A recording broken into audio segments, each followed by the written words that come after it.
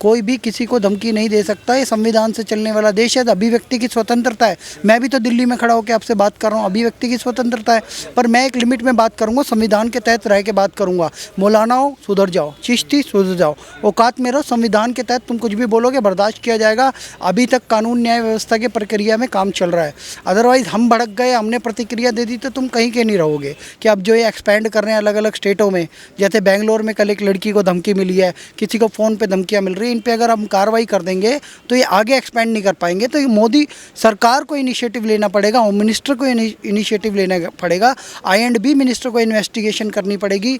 और social media पे भी जो जहरीले बयान हैं या जहरीले जो स्टेटमेंट्स हैं उन पे रोक लगानी पड़ेगी, नहीं तो ये अस्थिरता की ओर जा रहा है देश, ये सिविल वार की ओर जा रहा है देश।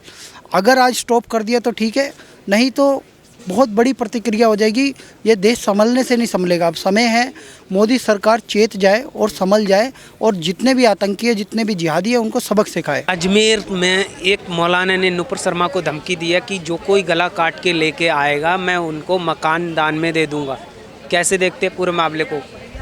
सर पहली बात तो उस चिश्ती की इतनी हिम्मत कैसे होगी? गला काटने वाली बात कोई भी व्यक्ति संविधान से चलने वाले देश में, लोकतांत्रिक देश में कैसे कह सकता है? और ये सबसे बड़ी कमी पता है किसकी है? उनकी कोई कमी नहीं है सर, हमारी कानून व्यवस्था, न्याय व्यवस्था की कमी है। हमारी न्याय व्यवस्था ठीक होती, हमारे सुप्रीम कोर्ट के जज, हाई कोर्ट के जज, सेशन कोर्ट के जज ठीक होते तो इस तरीके का कोई भाषण नहीं दे पाता। वो तुरंत उसकी गर्दन पकड़ के ले आते, सुओ मोटो लेते और कहते तूने ये कैसे बोल दिया, कहाँ लिखा है? और उस किताब को बैन करवाओ जहाँ ये बात लिखी है, नहीं तो उस बंदे को जेल में डालो, उसको फांसी दो। मोदी सरकार की भी कमी है। इन लोगों ने इन लोगों को सर पे चढ़ाया है। जब इस देश में देश आज़ाद हुआ 1947 में, हिंदू समाज ने वाल्मीकि रामायण, मनुस्मृति, भगवत गीता, वेद, उपनिषद सबको प्रणाम करके कहा कि यह देश हमारे धार्मिक ग्रंथों से नहीं, ये देश चलेगा संविधान से। लेकिन मुस्लिम लोग इस देश को शरिया से चलाना चाहते हैं। वो चाहते हैं कि क्रिमिनल में शरिया ना हो, लेकिन हिंदुओं पे हम शरिया लागू करें, हिंदुओं को हम शरिया के अनुसार उन पे हमला करें और शरिया के अनुसार उनको सज़ा दे। यहाँ तक कि पाकिस्तान से वो ट्रेनिंग लेके आता है बंदा गोश्त मोहम्मद, और क्या करता है? गला काट देता है। किसका? कन्हैया लाल तेली, जो एक भारत का अंतिम व्यक्ति है, जो टेलर है, उसकी हत्या कर देता है। और फिर कहता है यही तलवार नरेंद्र मोदी, शुरुआत तुमने की थी, अंत हम करेंगे, ये तलवार तुम तक जाएगी। इतनी औकात किसी की हो कैसे जाती है बोलने की? और नुपुर शर्मा हमारी बहन है, नुपुर शर्मा के बारे में वो कैसे बोल सकते हैं? इस देश में सबसे बड़ी कमी पता है क्या है सर? कि हम लोग बेस्ड हो जाते हैं, फेक न्यूज़ पे काम करते हैं। एक मोहम्मद जुबैर नाम का पत्रकार है, मोहम्मद जुबैर नाम के पत्रकार ने एक वीडियो शेयर करी। उस वीडियो में एक पार्ट दिखाया गया जहाँ नुपुर शर्मा ने मोहम्मद साहब के बारे में बोला, लेकिन मोहम्मद साहब के बारे में बोलने के पहले उसने कहा कि तुम मुझे भड़काओ मत। तस्लीम रहमानी SDPI का प्रवक्ता है, उसी चैनल पे बैठ के उस व्यक्ति ने क्या कहा कि तुम्हारा जो ज्ञानवापी मंदिर है, ज्ञानवापी मंदिर में जो शिवलिंग निकला है उसे फुहारा बोला, तो उसने कहा फुहारे में से शराब निकलती है। ऐसी एक उसने कविता पढ़ी, उसने एक शायरी पढ़ी, उसको गुस्सा आ गया कि तुम मेरे भगवान महादेव का अपमान नहीं कर सकते, विश्वेश्वर महादेव का अपमान करोगे मैं भी प्रतिक्रिया दे दूंगी, मैं भी कुछ बोल दूंगी, आपको बुरा लग जाएगा। उसने बोल दिया, उसने किताब से कोट करके बोला अगर ये कोर्ट में जाता है मामला तो कोर्ट से हैंडल हो जाएगा। लेकिन हमारे I&B मिनिस्टर को जो इतने दंगे हो गए, रांची में हो गया, कानपुर में हो गया, I&B मिनिस्टर को क्या करना था?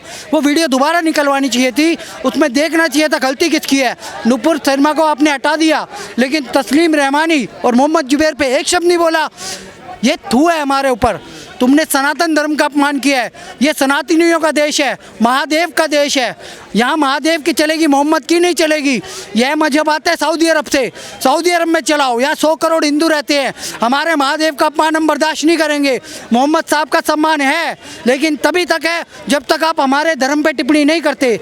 अगर आपने हमारे महादेव का अपमान किया है तो आपका भी सुनना होगा, और कोर्ट के माध्यम से सुनना होगा। कोर्ट में जाओ और शिकायत करो, फिर हम सब निपटा लेंगे वहाँ पे। नुपुर शर्मा की कोई गले काटने की बात करेगा, मैं उसका भाई हूँ।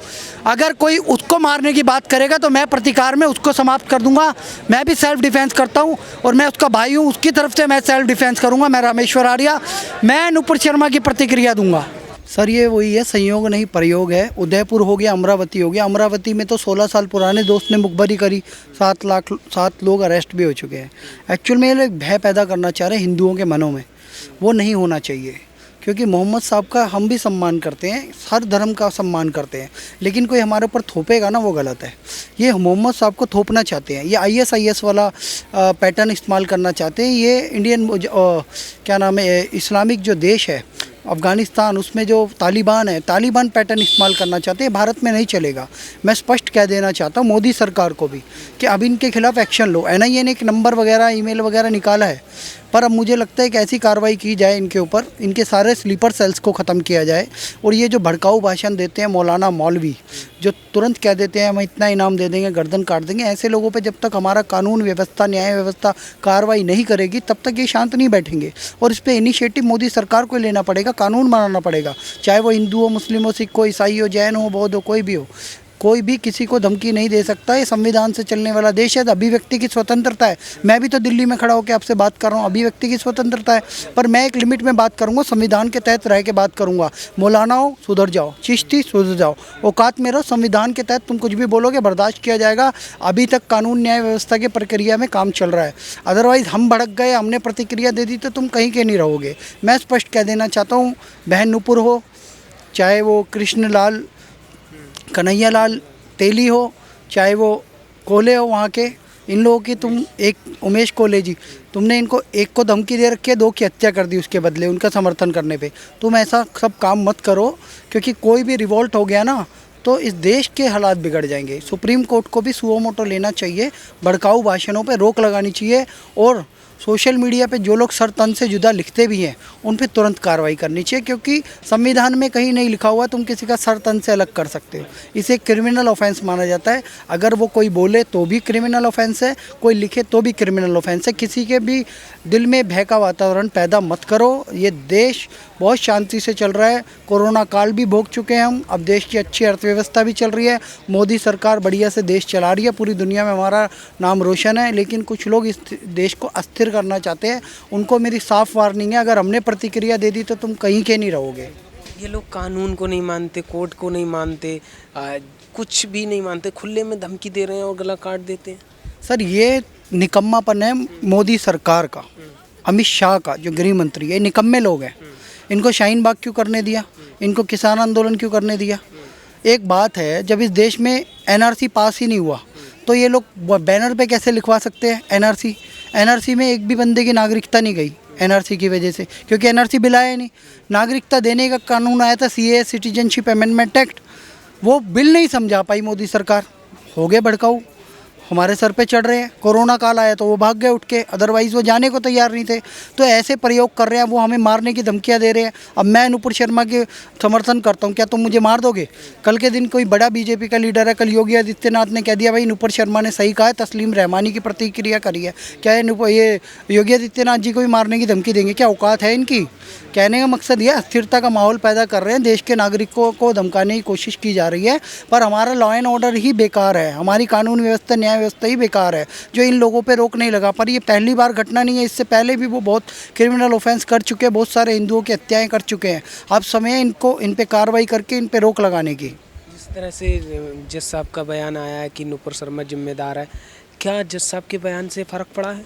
सर बहुत फ़र्क पड़ा है ना। जज साहब से मैं हाथ जोड़ के प्रार्थना करता हूँ, पहले आपको टिप्पणी करनी चाहिए। पाकिस्तान से ट्रेनिंग लेके आए जो एक नागरिक की हमारी हत्या कर चुके हैं, उसके बाद वो कह रहे हैं हम प्रधानमंत्री तक भी जाएंगे, पहले उस पर टिप्पणी करो, आतंकवाद को रोको। आपके इस बयान से आतंकवाद बढ़ रहा है, आपके इस बयान से वो काउंटर हो रहे हैं। काउंटर नहीं करना है, उनको भगाना है। एक ऐसी मानसिकता को पनपने नहीं देना है, इनको खड़े नहीं होने देना है। तो अभी सिंपल यहाँ का फार्मूला ये है कि गृह मंत्री को इनिशिएटिव लेना पड़ेगा। आतंकवाद बर्दाश्त नहीं किया जाएगा। अब ये देश शांत है, पहले तो दिल्ली में भी ब्लास्ट होते रहते थे। मोदी सरकार ने एक काम अच्छा किया, अभी ने वहाँ से आगे नहीं बढ़ने दिया जाता। कहाँ से? कश्मीर से आगे कोई भी आतंकवादी नहीं बढ़ पाता। तो अब हमारा क्या नैतिक दायित्व बनता है कि अब जो ये एक्सपेंड कर रहे हैं अलग अलग स्टेटों में, जैसे बेंगलोर में कल एक लड़की को धमकी मिली है, किसी को फ़ोन पे धमकियां मिल रही हैं, इन पे अगर हम कार्रवाई कर देंगे तो ये आगे एक्सपेंड नहीं कर पाएंगे। तो ये मोदी सरकार को इनिशिएटिव लेना पड़ेगा, होम मिनिस्टर को इनिशिएटिव लेना पड़ेगा, I&B मिनिस्टर को इन्वेस्टिगेशन करनी पड़ेगी और सोशल मीडिया पे भी जो जहरीले बयान हैं या जहरीले जो स्टेटमेंट्स हैं उन पे रोक लगानी पड़ेगी, नहीं तो ये अस्थिरता की ओर जा रहा है देश, ये सिविल वार की ओर जा रहा है देश। अगर आज स्टॉप कर दिया तो ठीक है, नहीं तो बहुत बड़ी प्रतिक्रिया हो जाएगी। ये देश संभलने से नहीं संभलेगा। अब समय है मोदी सरकार चेत जाए और संभल जाए और जितने भी आतंकी है, जितने भी जिहादी है, उनको सबक सिखाए।